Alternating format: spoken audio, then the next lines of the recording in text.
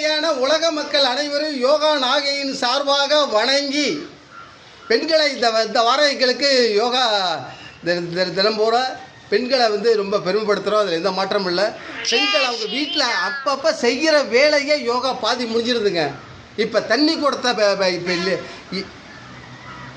பெண்கள்லாம் குடத்தை அதை குலுக்கி எப்படி செயல்படுவாங்கிறத நான் இந்த இடத்துல காட்டுற பிறகு தண்ணியோடு தூக்கி அப்படியே இந்த இடத்துல வைப்பாங்க.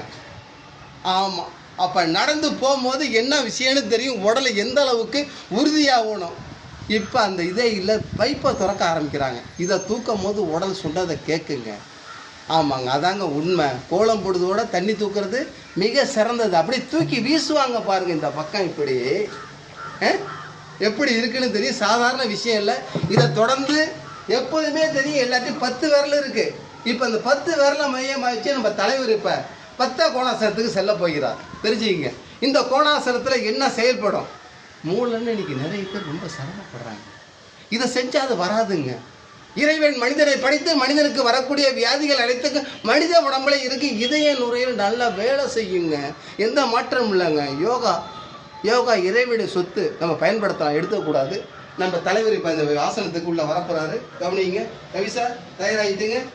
முதல்ல ஞாபகம் வச்சுங்க, இந்த இடத்துல என்ன செய்ய போகிறீங்கன்னா, இப்போ பற்றை பிள்ளை ரஜினியை நம்ம எப்போதுமே மறக்க முடியாத ஞாபகம் வச்சுங்க. ஆசனம் செஞ்சுக்கிட்டே இருக்கு. நான் வசனத்தை சொல்லிக்கிட்டு இருக்கேன். ரஜினி ஒரு படத்தில் தன்னுடைய மனைவி கர்ப்பமாக இருக்கிறாப்புல, என்னமோ உனக்கு வேணும், வானத்தை விழாக்கவா, ஜவுளி கொடை நிறுத்தவா. ஆனால் மனைவி கேட்டது என்னன்னு உங்களுக்கு தெரியும். வண்ணாத்து பூச்சி கடையில் விற்கிறதா, அந்த சீனை பார்த்துருப்பீங்க. வண்ணாத்து பூச்சி ஆசனங்கிறது முதல்ல எந்த அளவுக்கு நீங்கள் செயல்படுறீங்களோ. இப்போ ரஜினிக்கு வண்ணாத்து பூச்சியை நம்ம மாறிட்டோம். அதான் உண்மை. ரஜினியை மறக்க முடியுமா?